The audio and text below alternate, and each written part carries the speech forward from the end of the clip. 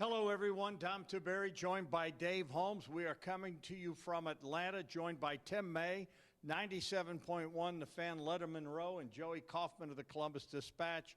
And earlier today, we had a chance to hear from the Ohio State offensive players, including C.J. Stroud, Marvin Harrison Jr., and the Georgia defensive unit, their key players. And Dave, the one thing that jumped out to me that I thought was interesting, and I even asked a question, I said, do you guys feel like the underdog? Have you embraced the underdog role? These guys didn't want to take that bite. They said, we don't feel like we're an underdog to anyone. Did that surprise you? Because we thought going into this thing they were going to embrace that role. Well, they are an underdog. And whether or not they're embracing it behind the scenes, I would say they probably are on some level. I think you'd be foolish not to exploit that psychologically at least a little bit. But the fact is Ohio State has just as many five-star players as Georgia. On a talent level, they aren't the underdog. They've played themselves into an underdog situation by losing to Michigan, and Georgia, being an undefeated national champ, is the favorite in this game. So let's bring in Tim May now. I mean, when we're talking about the underdog role, Tim, it's hard to look at Ohio State, a team that's loaded with five-star talent, as underdog, but statistically they have to be in this game. Yeah, and it screws up my big storyline. It's the Bulldogs versus the underdogs. You know what I mean? And it definitely is. And Ohio State has something to prove. I mean, I was talking to Chris Smith, one of the defensive backs for Georgia, and he goes, of course Ohio State's motivated to prove itself in this game, having had that loss to Michigan, which is why they're the underdog to a certain extent.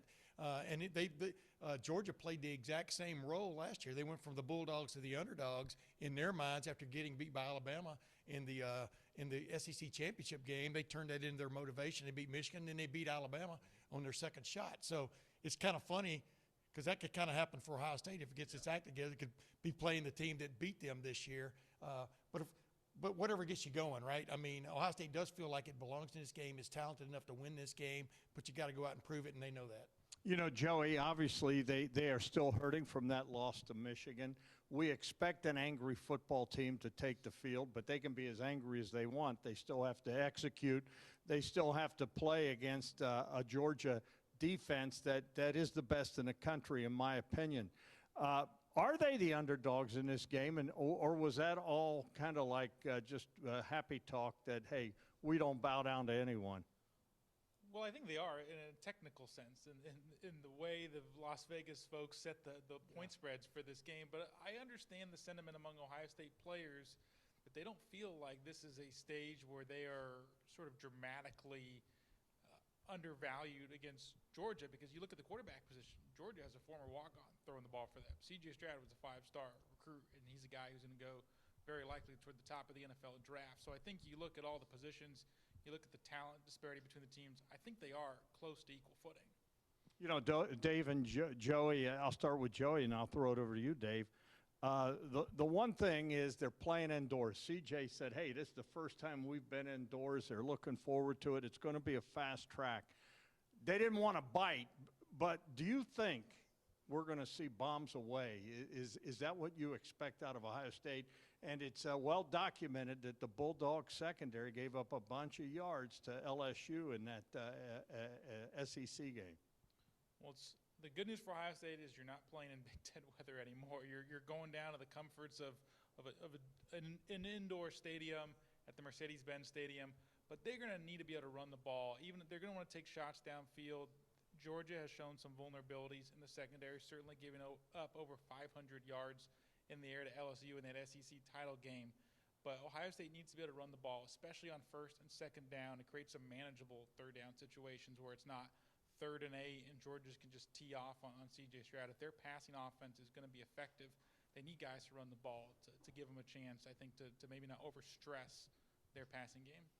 Yeah, and I think when you look at the LSU game, a lot of people are using that as some sort of blueprint. The one thing to remember, though, is game script. When you're down several touchdowns, you are naturally going to abandon the run and throw the ball more. So I think there's a game script thing there at play, Tim. I think that's one factor.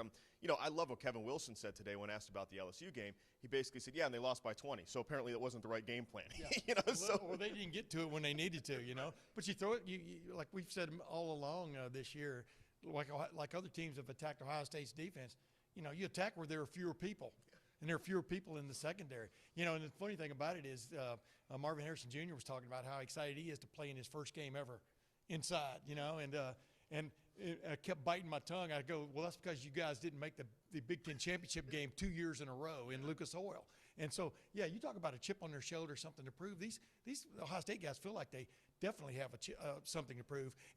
But they've got the weaponry to do it. You know, bombs away may not be exactly the right term. They will bombs away a little bit, but they got to fire those heat-seeking missiles. I mean, because they've got a wide receiver core that's the best wide receiver core Georgia has gone against this year. They've got a quarterback who is pretty good at hitting the open guy for the most part, but you got to protect, because Georgia comes in with this reputation of just being violent up front and just getting after you. If Ohio State gets through those first several punches, absorbs those first several punches and shows they can protect, I think they definitely can throw the ball against these guys. Well, and that's the point, Dom. So bombs away. Let's say Ohio State drops C.J. Stroud back 45 times. Georgia thinks that's bombs away because that's 45 pass rushes. That's the concern when he mentions protection. Yeah, and the bottom line is the team that executes the most is going to win this game. Keep it on 10 TV, both on air and on our website, 10tv.com, for all your Buckeye coverage.